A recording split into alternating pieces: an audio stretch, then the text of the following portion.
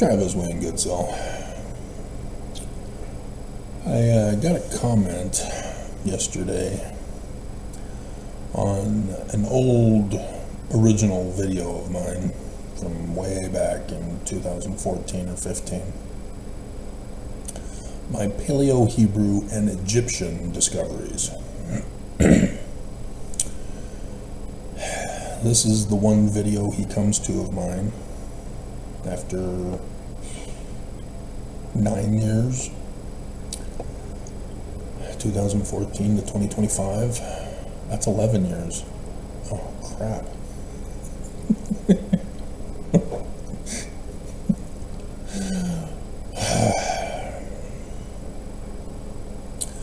And now over 8.4K videos. And those of you who've been following me since this past year have been able to watch some of my latest translations from Egyptian for you. Not just Paleo-Hebrew, but Egyptian translations that no other Egyptologist on the world knows, despite their PhDs in Egyptology. I'm kind of a big deal because Joseph Smith said that the Bible was translated incorrectly in biblical Hebrew also. So I wanted to know. Everybody said no. Nobody tells me no. And so I ran the tests and found that I had to decipher Paleo-Hebrew. And having deciphered Paleo-Hebrew, I then realized that Egyptian is not even translated. Jean Champollion only deciphered the Rosetta Stone. And then he made a huge scientific boo-boo by taking that decipherment and applying it to the other Egyptian documents in tombs and on walls and other writings of the Egyptians. And so that is what Egyptologists know about Egyptian. They don't know actual Egyptian. Joseph did, but because it was incomplete, people don't see it, especially when they apply the wrong interpretation. You know, like using Christianity to interpret the Book of Mormon, which says it's supposed to be interpreted as Jewish. Much like the Bible. And so, Met Kel Tech Este comes to the one video. Doesn't do his research on me to know who I am, to know that what he just said there makes him stupid.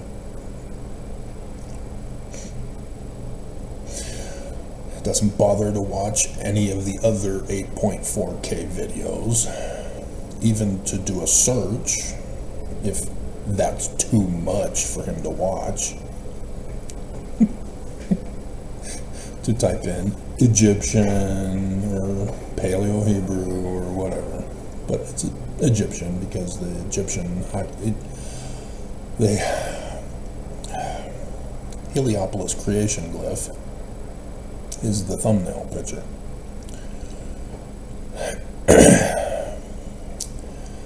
And so, yeah, that was one of my discoveries. There it is, Genesis chapter 1. And the parents, which you see father in that picture, for Genesis chapter 2. And yet, the best that scholarship has to offer is still, to this day, despite some opposition now, pushing the documentary hypothesis, which that's what I was taught when I went to the University of Lethbridge. And yet, the documentary hypothesis, when tested, is automatically established as factually false. But nobody's dismissing it. And so, and thus looking for something else. And so that's where I stepped in. I did it. Because everybody else said no. And so, this Meta, we'll shorten his name, tells me to research Gerald Massey. It's all in his books. I got all of his books, and it doesn't. Did that guy even read his books? And so he has the Big Book of Beginnings. I think that's a 2-volume. He has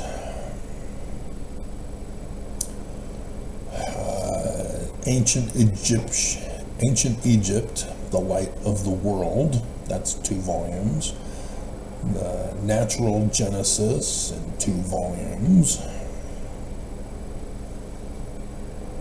I think that's it for his Egyptian stuff. He's got some other stuff. But when you understand that he was 1870, when he was at his prime doing stuff, he was taken to the Temple of Edfu down in southern Egypt, below Karnak, Luxor, Thebes. Was it? Anybody remember me translating that for you? House of bread.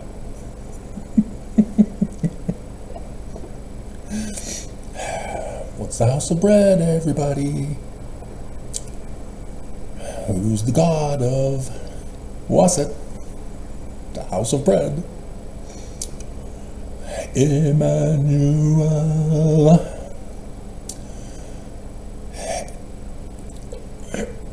And so Massey incorporated spiritualism into his interpretations of ancient Egypt. Now, class, who can tell me why he's wrong? It involves a scientific big word. For linguistic studies, when doing research, you have to perform scientific linguistic analysis on a document. Much like the document that's found with the eruption of Vesuvius. They found a Greek document. And why do we know it's Greek? It's because it's Vesuvius, and so therefore it must be Greek. The script. And looking at the script, I couldn't see any ancient Greek on it, and so it's Koine Greek in its form. And they were using a X-ray, which is used for documents that have been burned. The papyri were burned by the Vesuvian eruption, and so they were needing to use an infrared camera to see the document text, and that's what it showed. But when you understand that you can't apply your current experience and impose it on a previous culture, that's what's called an anachronism, and it's automatically exposed as wrong. This is what Christians don't understand. This is what Mormons don't understand. This is what Christians who go in to destroy science and prove that Constantine's first creed is true don't understand. Spiritualizing is a byproduct of what would become the New Age movement in America. Too many people make that error. Too many. You can't do that. You have people who say that the Egyptians need to be understood in the Zoroastrian religion. The Trinity family of the Egyptians.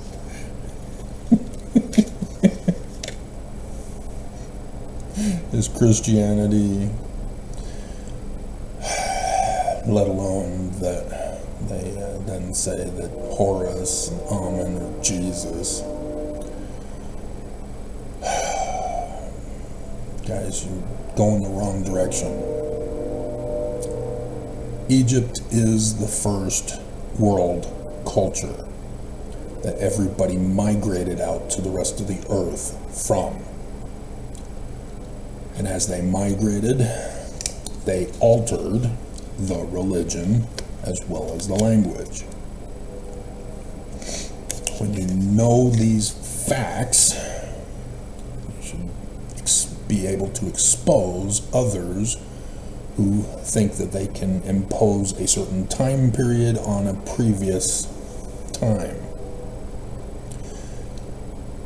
And the biggest error is Christianity saying that the first creed of Christianity is true, therefore the Bible, written by the Jews pre-creation of Christianity, therefore is Christian. About Jesus, literal history. That is the biggest error that over 4 billion people on the earth today make.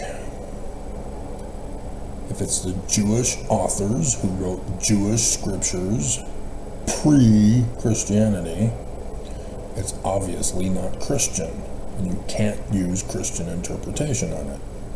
And so you can't use it as evidence that it's literal history, that Jesus is real. And Mormons don't get this either, because Mormons are different from Christians only in the nature and character of the first creed of Christianity's Jesus, thus being non-Trinitarian Christian. This is not the teachings of the Book of Mormon. This is not the teachings of Joseph Smith. And so, yes, for Massey to use spiritualism to give his interpretations of Egyptian, he's wrong. Even though he was also taught by one other scholar back in that day and time. But again, wrong. He does not know Egyptian. He's going off of Jean Champollion's Rosetta Stone decipherment and applying that to ancient Egyptian. That's where all Egyptologists go wrong. It's an anachronism to use the Rosetta Stone on the rest of Egyptian documents. And this is why Egyptologists miss what is blatantly in front of them for Luxor, the house of bread, Bethlehem, Amen, El. Just a simple little error like that they know they shouldn't have done if they were real scientists. And look at the great blindness that they have. And so yes, I am of some authority, more than some, because of my knowledge. And so again, he only studied the temple ruins that were discovered back then of Edfu. So then you got to know and understand, when was Edfu built? Oh, the Ptolemaic period. Hey, the same time period when that Rosetta Stone was created.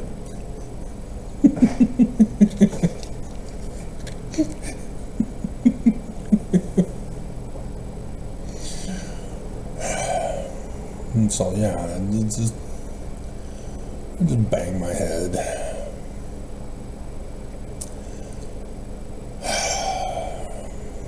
Anyway, and so, but it is a fascinating temple because it is dedicated to Horus. And as I've gone over with you before, the Therapeutae were a next generation after the Osirian cults that were through the Middle East and used those paths. I was cyber attacked. God. See, he's catching on to me. He's learning not to do it immediately at the beginning of my videos. He's waiting for 10, 15 minutes, as we had here, to then attack me.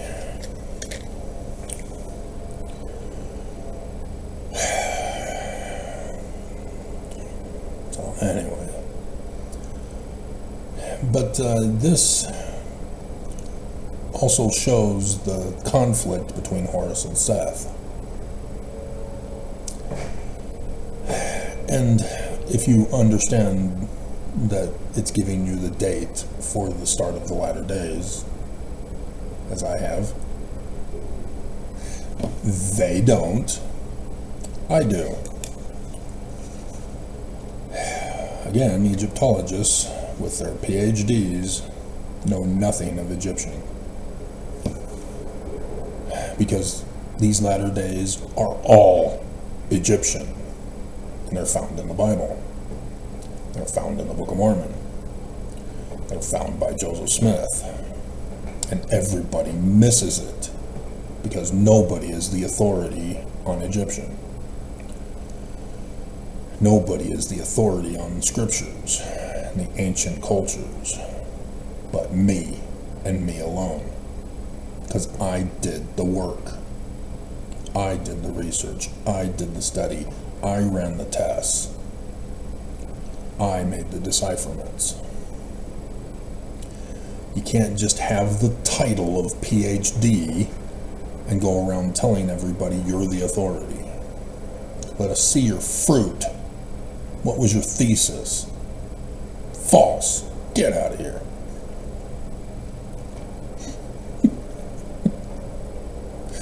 Right, Todd?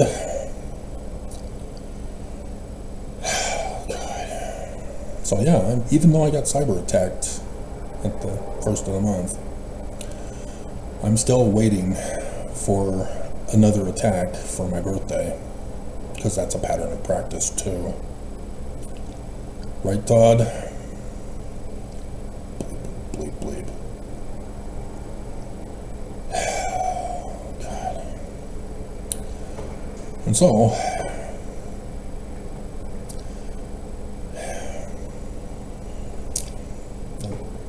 pretty much it. I mean, I could do some more translations for you, go over how cool this all is, how everybody gets it wrong. But I've done those videos, like the video we demonstrated. Because they're taking, in the Ptolemaic period, the ancient understanding and stories and branching off with others. And so there's still prophecies and revelations that need to be included in our scriptures. As Joseph Smith was told that there would be more scriptures to come, and so the Egyptian papyri. That's the scriptures they were talking about, let alone scriptures that were purposely kicked out by Constantine in his creation of the first creed to keep it out. And since I have tons of videos to work on, and Trial of Faith has again sent me another series of comments. So I have a comment reply video for him too. We'll just end with the hieroglyphic name is not the same as Luxor, Waset, Thebes. It's not the house of bread. But still, nonetheless, you can see the Jesus symbolism. Christianity is not true. It's Jewish prophecy and revelation. Horus is the Christ of the Egyptians. So you're looking to a future prophecy beyond Jesus of the Roman period time. Right? Don't dismiss factual information that allows for your biases to blind you to what's right in front of you. And so you see the bread, you see the hand, and you see a tusk. That is curious, that a tusk would be used in the name for Edfu. But the symbol for a foreign land, for the coming of Horus and the start of the battle between Horus and Set, giving you the day and the hour and the location of that foreign land.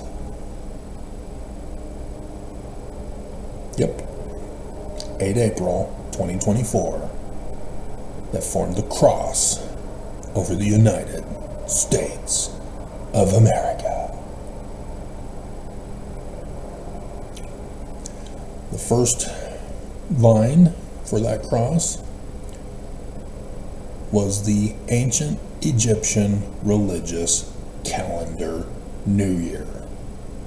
Remember my books?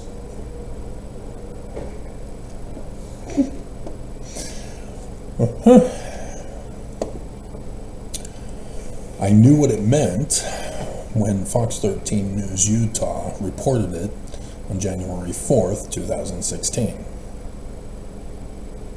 But I didn't realize that it was also known to the Egyptians.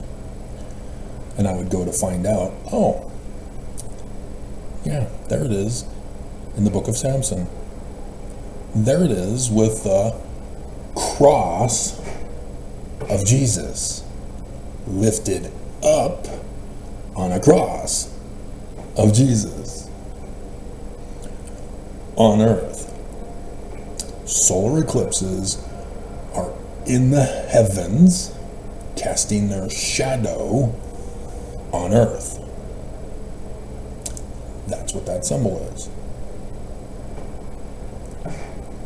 And on the 21st of August 2017, Monson's birthday, and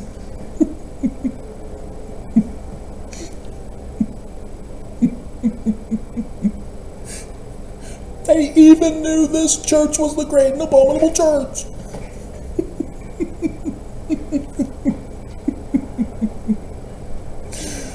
Oh, Nelson. Hand it over now. Hurry. Hurry. He is just so stubborn. Living in denial.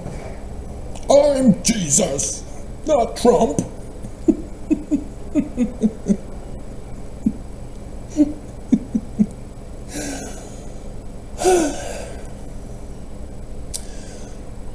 But yeah, in Leo the Lion at Regulus, the star Regulus, the king star, an eclipse. See, I knew originally that it meant the end of the United States of America. And then I would do the videos each time I learned new information for you. Just awesome how these Egyptians knew this. And so it's not the Temple of Edfu that knew this originally. They got it from previous documents that we don't have access to. The pyramid texts are the oldest documents. And yet, it refers to stories in a manner in which it's supposed to be understood by the reader, which means that there are older documents or information from which the pyramid texts were then written. Because when you're starting off talking about a religion with deities, you got to explain things. And so the pyramid texts are not explaining things. They're talking in a sense of knowledge already known to everybody. And so thus there are earlier documents. And we have found smaller tablets and inscriptions that also show Horus. The Narmer palette, for example, has Horus on there, and even Hathor, technically, the house of Horus. And so thus both Hathor, who is the mother of Horus, Hath, mother, or house, and then Horus, Hathor. And so she's Isis, the wife of Osiris. But when she's being talked about as the mother rather than the wife, she's Hathor. Thus, in facsimile number 3, the wedding scene, Pharaoh is the queen. Joseph knows what he's talking about. He says that the Pharaoh standing behind Abraham, who's sitting on the throne as Pharaoh, is actually Pharaoh, a female. And I see too many errors by so-claimed Egyptologists of Mormondom who say that that's Isis. Look at the crown, dumbasses. Hathor. That is not the crown of Isis. That's the crown of Hathor, the mother of Horus, therefore the queen. And so if these so-claimed Egyptologists of PhD levels knew their Egyptian cultural stories from the 18th dynasty, who is the female pharaoh? Ta-da! The mother of David, Moses the Third. Armageddon 1, vacations on the mountain of Salem. And war ensues against the Hittites. Real simple stuff. And all Egyptologists miss it because they pull an anachronism. Don't do